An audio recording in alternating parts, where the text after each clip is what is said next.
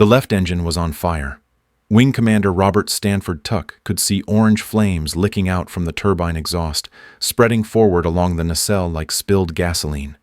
The cockpit filled with the smell of burning metal and kerosene. The control stick shook in his hands. Airspeed dropping. Altitude 800 feet. Trees rushing up from below. He had maybe 15 seconds before the Messerschmitt 262 became his coffin. Tuck chopped the throttle on both engines, and the jet lurched sideways as asymmetric thrust tried to flip him into a spin. His right hand shot to the landing gear lever. No time for a clean approach. No time for anything except finding flat ground and praying the nose gear did not collapse on impact. Through the canopy, he saw Lechfeld Airfield, or what was left of it. Cratered runways, burning hangars. American artillery had turned the place into a moonscape.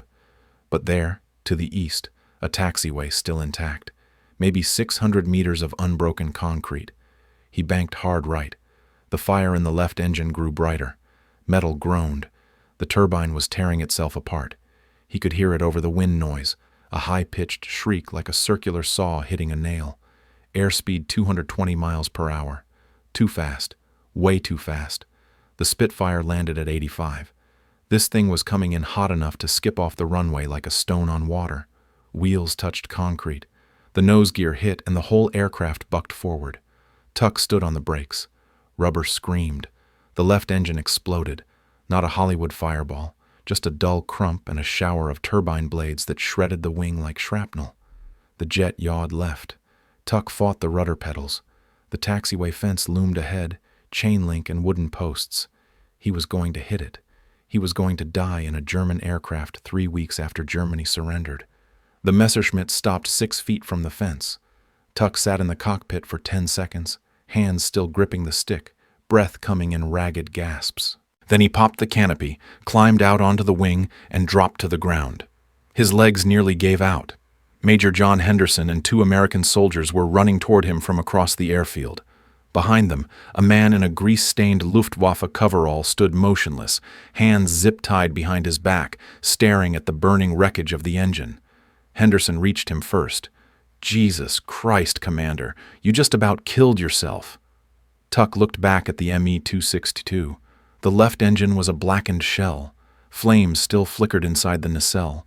Fuel dripped onto the concrete and pooled in dark puddles. The right engine sat intact, turbine blades gleaming in the afternoon sun. "That was not a test flight," he said. "That was a suicide attempt." "What happened?" "The engine flamed out at 6,000 feet. I tried to restart it. Throttle surged too fast and the combustion chamber flooded. Fire started in the turbine section and spread forward. By the time I got back to the airfield, half the engine was melting." Tuck pulled off his flight gloves and threw them on the ground. "Whoever designed this aircraft built a death trap." Henderson pointed at the German mechanic. "He warned you, said the engines were temperamental." Tuck walked over to the mechanic.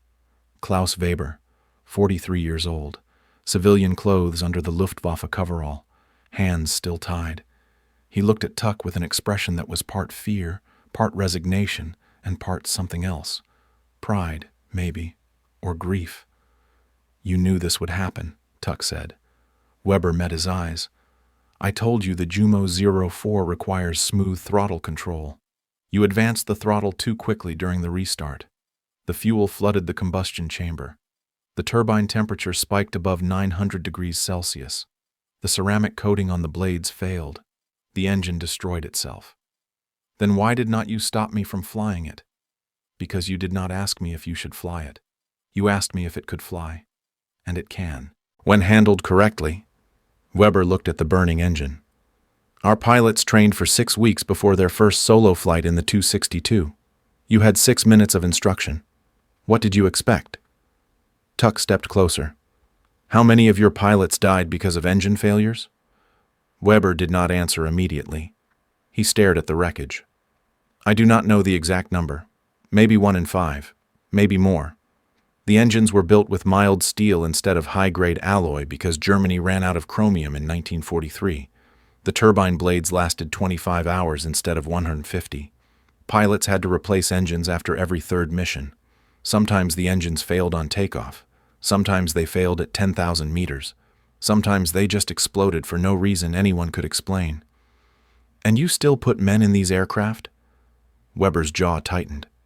We were losing the war, Commander. Every day your bombers destroyed our cities. Every day more people died. The Tu-62 was the only aircraft we had that could catch your bombers. It was fast enough, deadly enough, advanced enough. But it came too late, and we did not have the materials to build it properly. So yes, we put men in these aircraft, because the alternative was to do nothing and watch Germany burn. His voice cracked. My son was a pilot with Jagdgeschwader 7. He flew the Tu-62 for 3 weeks. On his 9th mission, his left engine failed during a climb. The aircraft went into a spin. He did not have enough altitude to bail out. He was 19 years old. Tuck said nothing. He looked at the Me-262. The fire in the left engine had died down to smoldering metal. The right engine still gleamed, perfect and intact. A machine from the future, built by a country that had run out of futures. Henderson cleared his throat. The cargo plane leaves for England in 4 hours. Orders are to crate this aircraft and ship it to Farnborough for evaluation. You still want to do this? Tuck turned to Weber. If I give you tools and 2 mechanics, can you remove the right engine and prepare it for transport? Weber nodded. Yes, it will take 3 hours. Then do it. And you are coming with us to England. The Air Ministry will want to know everything about this aircraft. How it was designed. How it was built. Why it failed. Tuck looked back at the burning wreckage. And why Germany bet everything on a weapon that killed more of your own men than it ever killed of ours. Weber stared at him. You think we lost the war because of the Tu-62? I think you lost the war because you built the Tu-62. The British turbine blade exploded at 8,700 revolutions per minute. Lieutenant David Price saw it happen through the reinforced glass observation window. One moment the test rig was spinning smoothly, the electric motor whining as it drove the turbine disc faster and faster. The next moment there was a sound like a gunshot, and the entire assembly disintegrated. Fragments of hardened steel punched through the containment housing and embedded themselves in the concrete wall 8 feet behind the test stand. The motor screamed as it spun free without resistance. Price hit the emergency cutoff and the hangar went silent except for the ringing in his ears. Chief Engineer Malcolm Hargrave stood beside him, staring at the wreckage. How fast was it spinning? 8,700 RPM, same operating speed as the German Jumo 04. Price opened the observation window and smoke poured out, acrid and chemical. We made it 30 seconds before catastrophic failure. Hargrave walked into the test cell. The turbine disc was gone.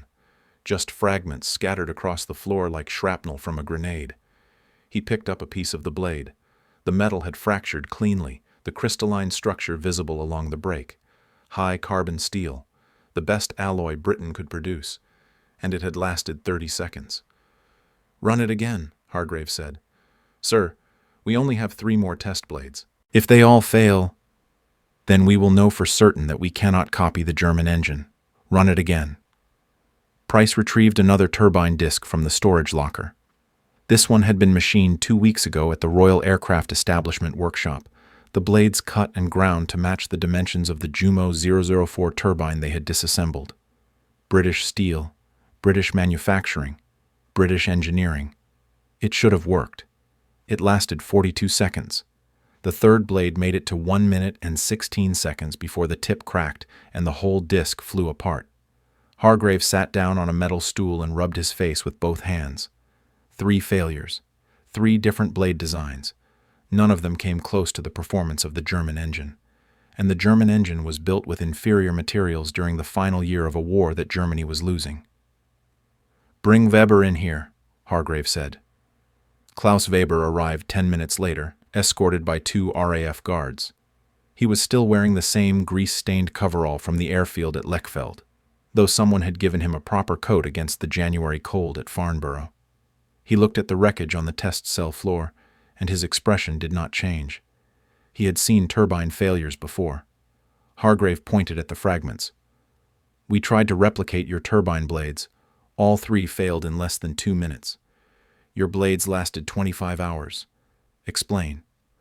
Weber walked to the test stand and picked up a broken blade. He turned it over in his hands, examining the fracture surface. You used high-carbon steel, good quality, better than what we had in Germany by 1944, but you machined the blade as a single piece and bolted it to the disc. That is how turbine blades are manufactured, Price said. For piston engines, yes. For turbojets, no. Weber set the blade down. The problem is thermal expansion. When the turbine reaches operating temperature, the blade expands. The disc expands. But they do not expand at the same rate. If the blade is rigidly attached to the disc, the thermal stress concentrates at the root and the blade cracks. We learned this in 1942 after the first 12 Jumo 004 engines destroyed themselves during ground testing. Hargrave stood up. So how did you fix it? Weber walked to the disassembled Jumo 004 engine sitting on the workbench across the hangar. He pointed at the turbine section. We did not fix it. We redesigned it. Look at how the blades are mounted. They are not bolted. They slide into slots in the turbine disc and are held in place with small screws and brazing. When the turbine heats up, the blades can shift slightly in the slots. The thermal stress dissipates instead of concentrating. The blades last longer because they are allowed to move. Price stared at the turbine disc. That is insane. The centrifugal force at 8,700 RPM would rip those blades right out of the slots. It should, Weber said, but it does not. The geometry of the slot and the angle of the blade root create enough friction to hold the blade in place.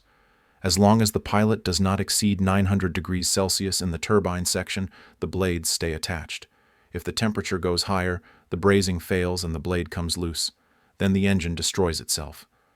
Hargrave picked up one of the German turbine blades from the workbench. It was smaller than the British version, lighter. The metal had a dull gray finish instead of polished steel. He bent it slightly between his fingers, and it flexed like spring steel. What is this made of? Mild steel with a ceramic coating. We ran out of chromium and nickel in 1943. We could not produce high-temperature alloys anymore, so Junkers developed a ceramic spray coating that could withstand 900 degrees for a limited time. The blades would last 25 hours. Then the coating would crack and the blade would begin to warp. At 40 hours, failure was inevitable. Weber looked at Hargrave. But 25 hours was enough. A pilot could fly 15 missions before the engine needed replacement. And 15 missions was more than most pilots survived anyway. The hangar went quiet. Hargrave could hear wind rattling the corrugated metal roof. Outside, a Spitfire was running engine tests, the Merlin roaring and then throttling back in steady intervals. Reliable, proven, simple. Price broke the silence.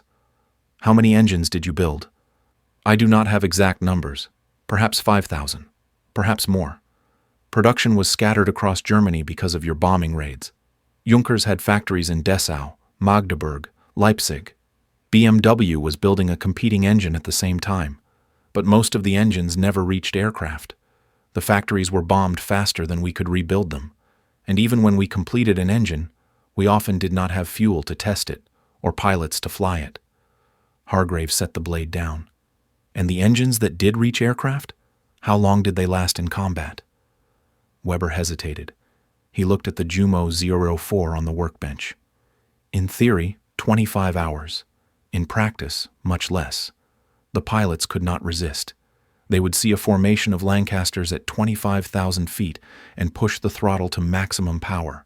Full speed, 540 miles per hour. The turbine temperature would spike to 950 degrees. The ceramic coating would crack. The blades would begin to fail. But in those 2 or 3 minutes before the engine destroyed itself, the pilot could shoot down 4 or 5 bombers. So they did it anyway. His voice went flat. Because 4 bombers were worth more than 1 engine, and 1 engine was worth more than 1 pilot. How many pilots did you lose to engine failures? Hargrave asked. Weber did not answer for a long moment. He stared at the turbine blades spread across the workbench. 67 blades, 53 with cracks, 14 fractured completely.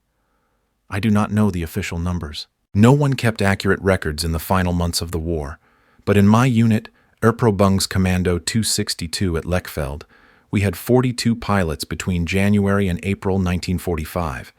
16 were killed in action. 11 were killed in crashes caused by engine failures. 7 were killed during takeoff or landing when the engines flamed out. The rest survived. He paused. My son was one of the 11. Hargrave looked at him. Your son flew the 262? He was 19 years old, a sergeant with Jagdgeschwader 7. He had flown FW-190s on the Eastern Front for 8 months before they transferred him to jets. He was a good pilot, careful, disciplined. On his 9th mission, March 16, 1945, his left engine failed during a climb over Dresden. The aircraft went into a flat spin. He did not have enough altitude to bail out.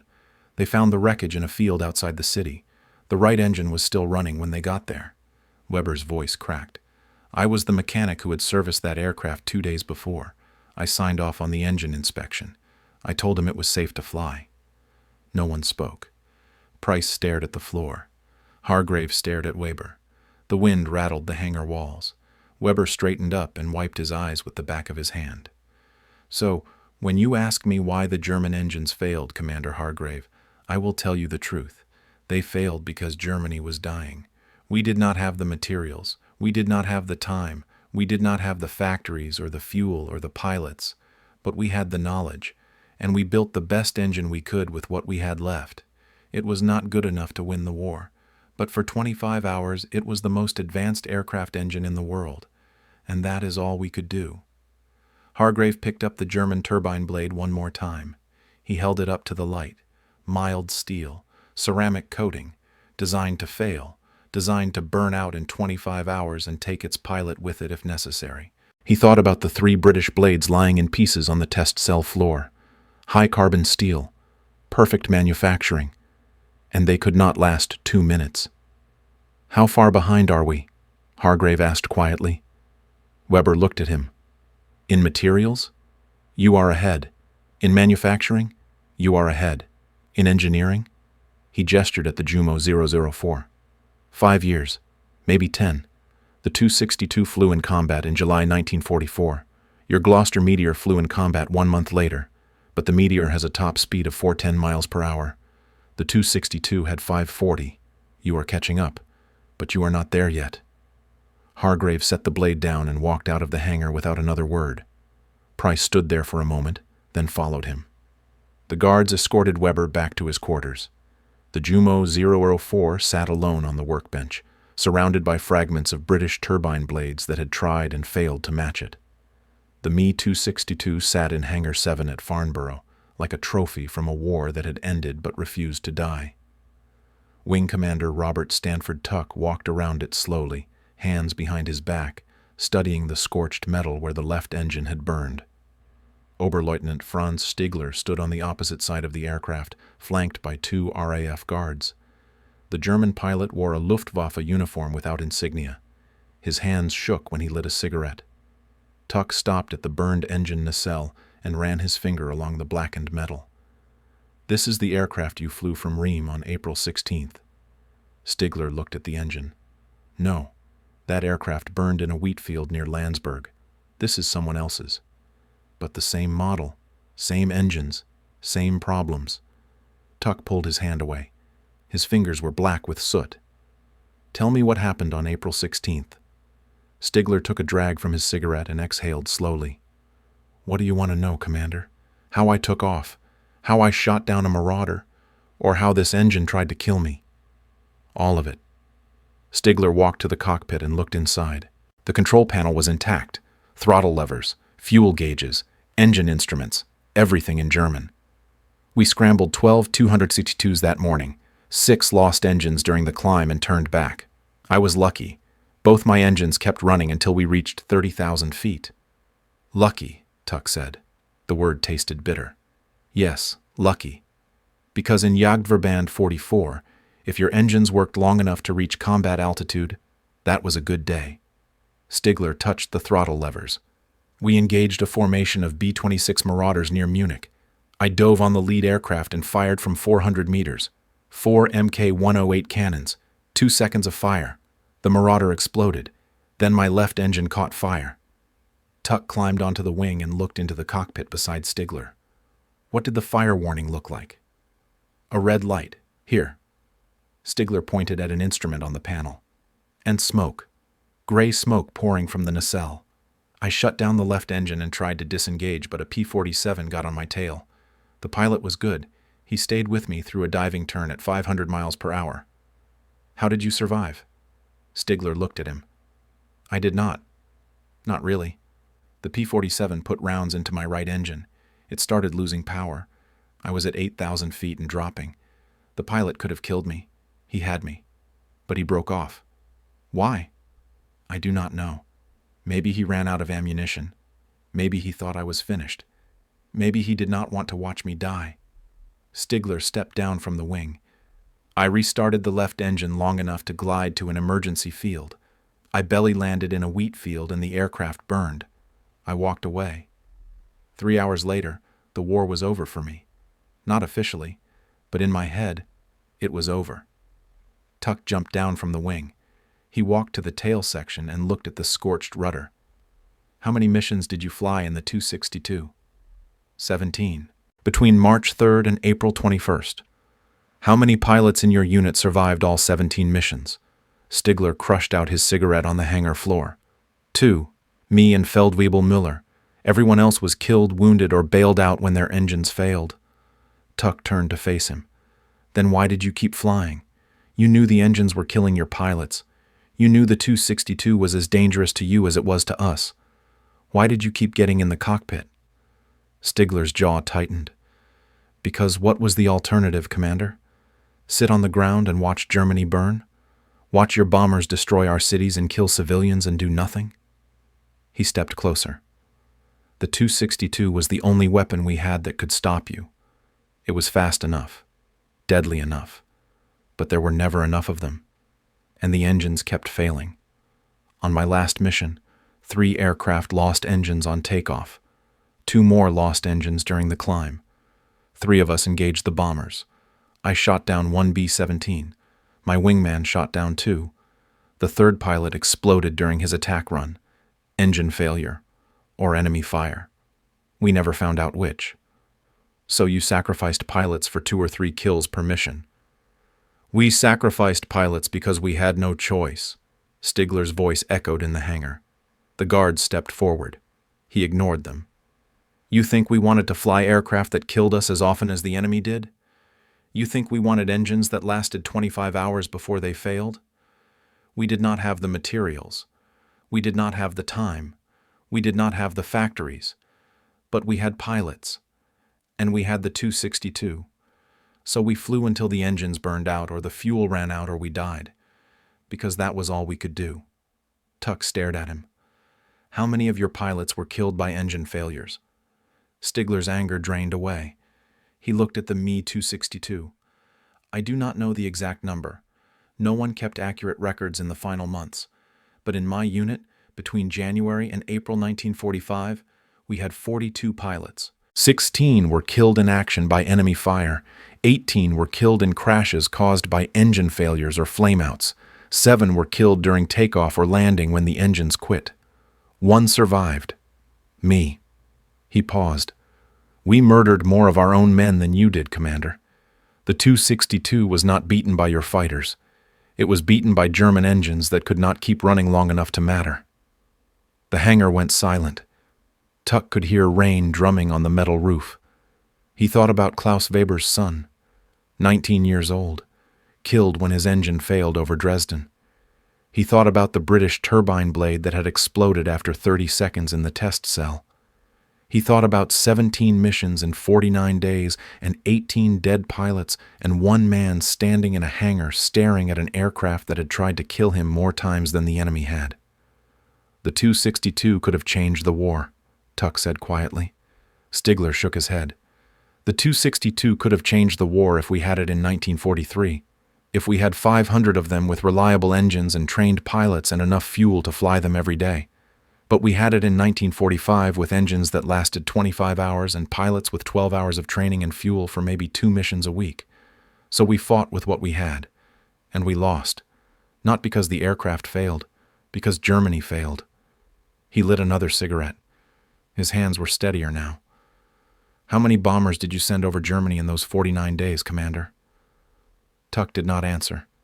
He knew the number. Thousands. Tens of thousands. Stigler took a drag from his cigarette. The 262 shot down maybe 150 of them, maybe 200. I do not know the exact number, but it did not matter. You had 10,000 bombers. We had 200 fighters with engines that failed half the time. The war was already over. We just refused to admit it. He walked to the hangar door. The guards followed. Tuck stood alone beside the Me 262, looking at the burned engine nacelle. The aircraft from the future that arrived too late. The weapon that killed more of its own pilots than it ever killed enemy airmen. The technological marvel that proved technology alone could not win wars. He thought about 17 missions and 18 dead pilots and one man who survived because an American P-47 pilot chose not to pull the trigger. And he thought about what Stigler had said. We murdered more of our own men than you did. Air Commodore Douglas Bader slammed his fist on the briefing table. The sound echoed through the conference room at the Air Ministry in London like a gunshot. March 1946. 6 months after the war ended. The room smelled like chalk dust and stale cigarettes and frustration. Wing Commander Robert Stanford Tuck sat in the front row, avoiding eye contact. Malcolm Hargrave sat beside him, gripping his folder like a shield. Klaus Weber stood in the back corner, guarded, watching. Someone is lying to me, Bader said. His voice was cold, controlled, dangerous. He had lost both legs in a crash before the war and spent 3 years in German POW camps. He did not have patience for contradictions. Wing Commander Tuck's report says the Me 262 was the most advanced fighter aircraft in the world. Unstoppable, revolutionary. Intelligence says it shot down less than 300 Allied aircraft during the entire war. 300. Out of 350,000 bomber sorties we flew over Germany. That is not revolutionary. That is irrelevant. Tuck stood up. Sir, the aircraft was exceptional. I flew it. Top speed 540 miles per hour. 4 30mm cannons. It could outrun any Allied fighter by 150 miles per hour. In a perfect scenario, one Me 262 could destroy an entire bomber formation before escorts could intervene. Perfect scenario, Bader repeated. He limped to the blackboard and wrote the numbers in harsh chalk strokes. 300 kills, 350,000 sorties. This is not a perfect scenario, Commander. This is failure. Explain it. Hargrave stood. Sir, the Jumo 004 engine had catastrophic reliability problems. Operational lifespan of 25 hours. Germany produced approximately 1,400 Me 262 aircraft. Intelligence estimates only 200 were operational at any given time. The rest were grounded waiting for engine replacements. 200 operational aircraft, Bader said. He wrote that number on the board. How is that possible? Germany built 1,400. Where are the other 1,200? Waiting for engines that did not exist, Weber said from the back of the room. Everyone turned. He stepped forward. May I speak, Air Commodore? Bader gestured at the blackboard. If you can explain these numbers, Oberleutnant, then speak. Weber walked to the front of the room. He picked up chalk. January 1945, Jagdverband 44, Adolf Gallen's unit, 30 aircraft on paper, 12 flyable. We flew 43 sorties. We shot down 16 enemy aircraft. We lost 8 aircraft to engine failures, 4 to enemy fire, 3 to landing accidents because the brakes failed or the nose gear collapsed. By the end of January, 7 flyable aircraft remain. He wrote the numbers on the board. His hand was steady. February, 8 replacement aircraft arrive from the factory, 15 flyable. We fly 61 sorties, 23 kills, 11 losses to engine failures, 6 to enemy fire, 2 to accidents. By the end of February, 6 flyable aircraft remain. Bader leaned on his cane.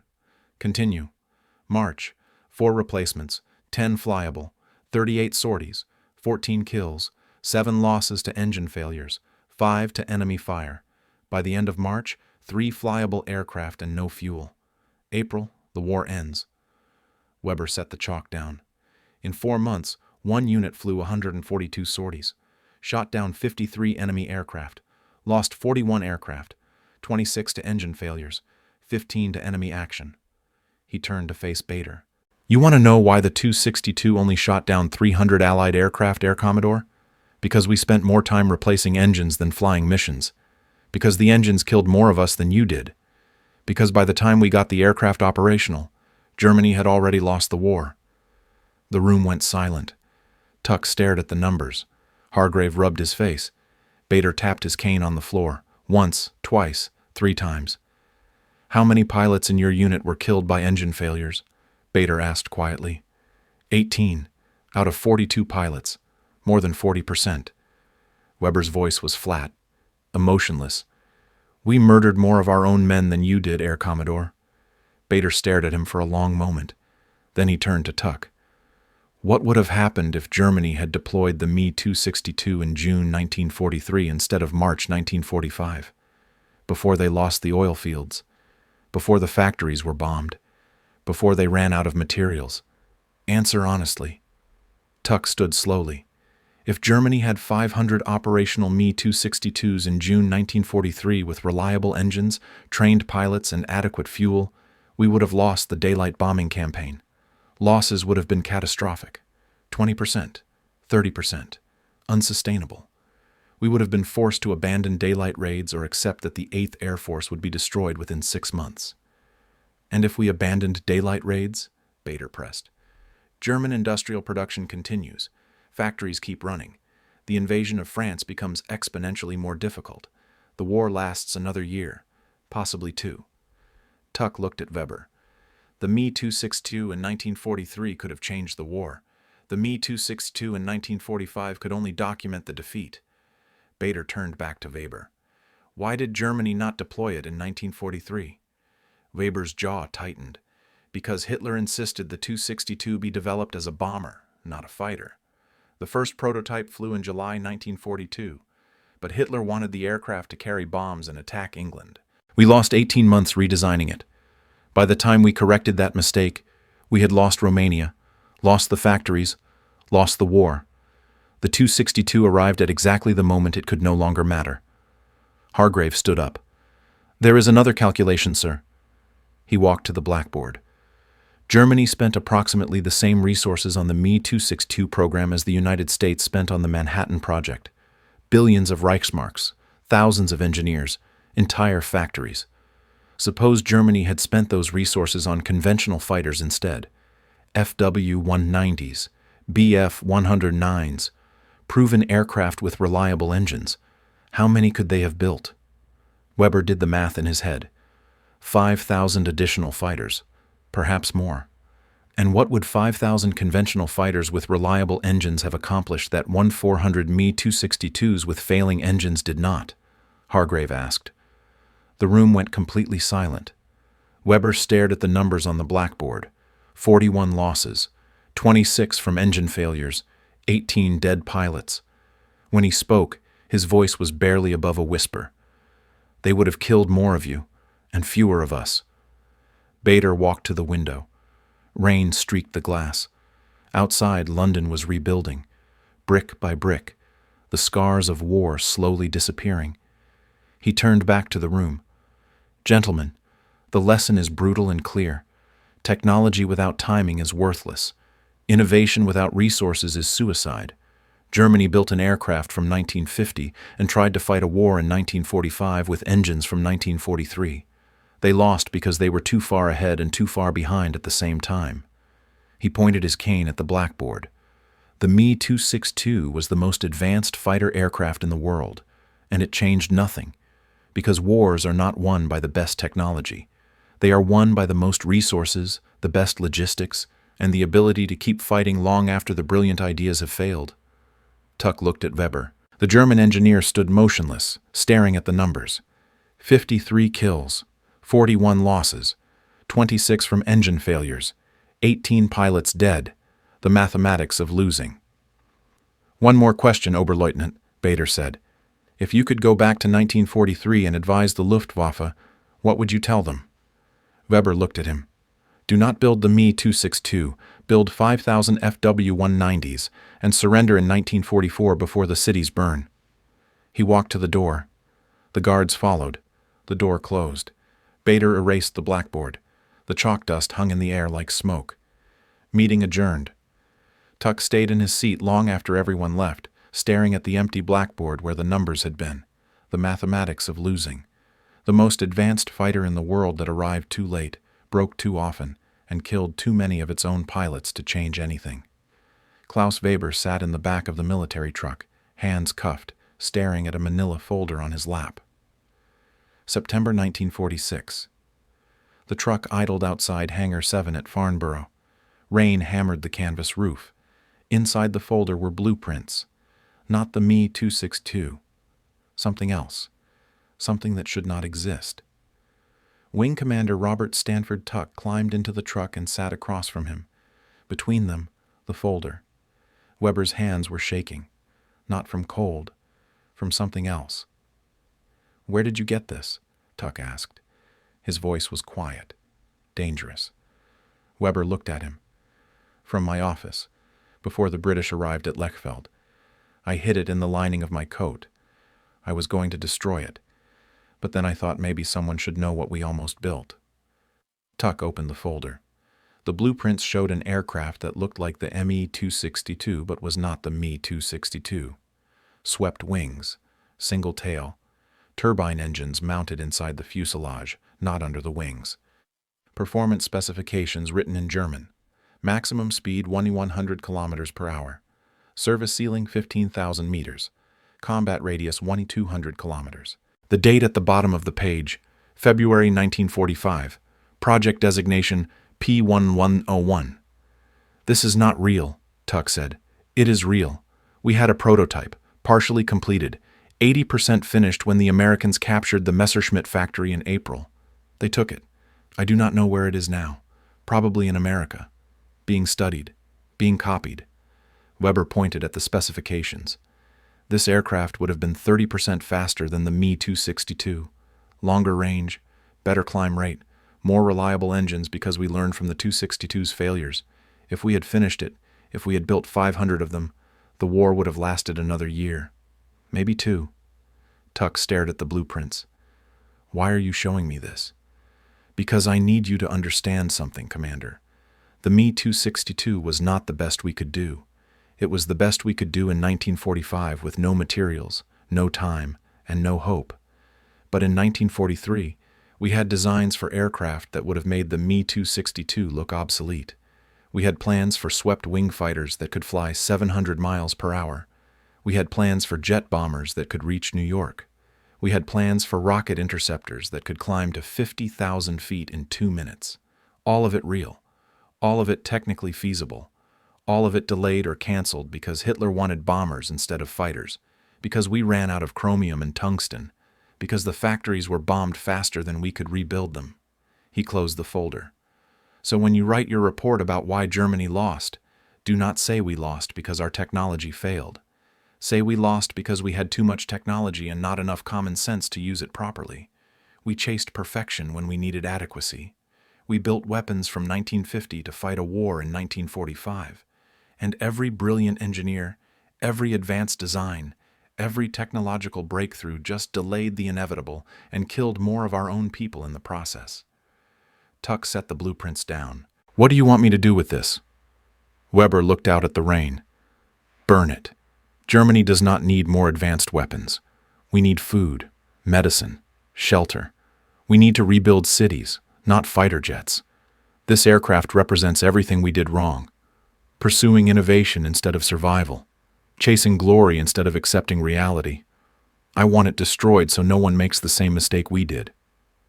"The Americans already have the prototype," Tuck said. "Then they will make their own mistakes. But at least Germany will not repeat ours." Weber stood up. The guards outside opened the truck door. "One more thing, Commander. 3 months ago, I received a letter. From America. From Bell Aircraft Corporation. They offered me a job. Designing jet fighters. Good salary. American citizenship. A chance to start over. I burned the letter." "Why?" "Because I designed weapons that killed 2,754 British civilians with the V-2 rockets. I designed engines that killed 18 pilots in my own unit. I spent 6 years building machines that murdered people. And when it was all over, when Germany surrendered and the killing stopped, The first thing anyone wanted from me was to build more machines to kill more people. So I said no. Let someone else design the next generation of weapons. I am done. He stepped out of the truck into the rain. Tuck watched him go. The folder sat on the bench. Inside were blueprints for an aircraft that could have changed the war. That could have killed thousands more. That represented the future of jet aviation. Tuck picked up the folder and walked back into Hangar 7. The Me 262 sat in the shadows. The Gloucester Meteor sat beside it, ready for another test flight. Slower, less advanced. But it worked, and it did not kill its own pilots.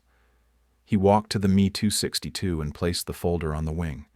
Then he walked to a metal trash barrel, pulled out a box of matches, and dropped one inside the folder. The blueprints caught fire. The performance specifications curled and blackened. The advanced designs turned to ash. Within 2 minutes, nothing remained except smoke and the smell of burning paper. Malcolm Hargrave walked into the hangar. What was that? The future, Tuck said. Or maybe the past. I am not sure anymore. Weber is being repatriated tomorrow, back to Germany. The Air Ministry got everything they needed from him. Hargrave paused. Did you know that 3 German jet engineers have already been hired by America, Britain, and Russia? The technology that failed to save Germany is going to power the next generation of fighters for all 3 powers. The Me 262 lost the war, but its designers are going to win the peace. Tuck looked at the ashes in the trash barrel. Weber refused an offer from Bell Aircraft. He said he was done building weapons.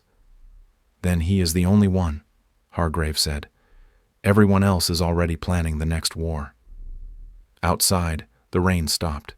The Meteor roared to life, engines steady and reliable. It rolled out of the hangar and down the taxiway, slower than the Me 262, less deadly, less advanced, but it would still be flying long after the Me 262 was nothing but a museum piece. Tuck walked to the Me 262 one last time. He ran his hand along the fuselage, the aircraft that arrived too late, the weapon that killed more of its own pilots than it killed enemies. The technological marvel that proved technology alone could not win wars. But somewhere in America, Soviet Russia, and Britain, engineers were already studying the wreckage, already copying the designs, already building the next generation. The Me 262 had lost World War II, but its children would fight the Cold War, and nobody except Klaus Weber seemed to think that was a problem.